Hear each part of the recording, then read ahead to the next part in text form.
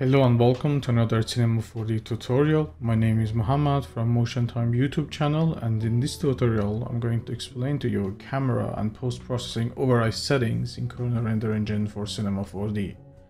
Subscribe to Motion Time YouTube channel if you want to see more tutorials like this and other motion graphic tutorials every week.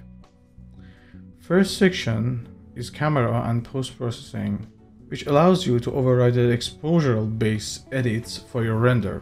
Consider this fact that if you determine a different value for your camera, Corona render engine will ignore those settings, and these values here will be your final results.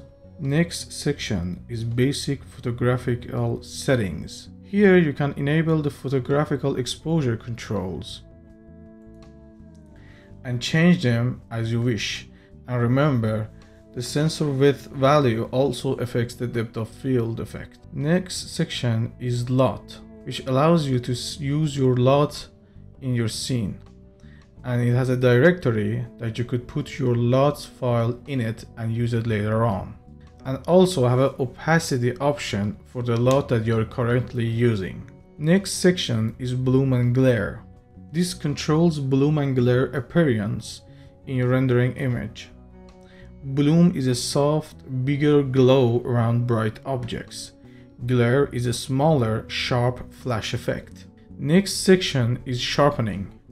It sharpens the image and also controls your blur behavior. Sharpen and blur can be used together to get rid of the pixel perfect noise.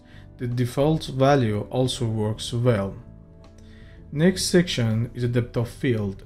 This allows for toggling and controlling the depth of field effect to control the aperture shape. Depth of field is also dependent on the camera settings such as f-stop, sensor size, and target position. By modifying these camera values, different results can be obtained. Last section is motion blur. This part has two options.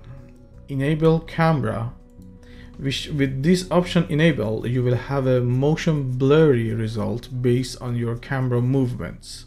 Enable objects, which with this option enabled, will allow objects to have a motion blur based on their own movements. If you want to know how any of these effects work, we will explain it in another tutorial soon, but if you need to know it right away, make sure that you comment below and let me know. That's all for today's Corona engine tutorial. Like the video if you learned something new, and check out other tutorials and assets in our channel. Have a motion day!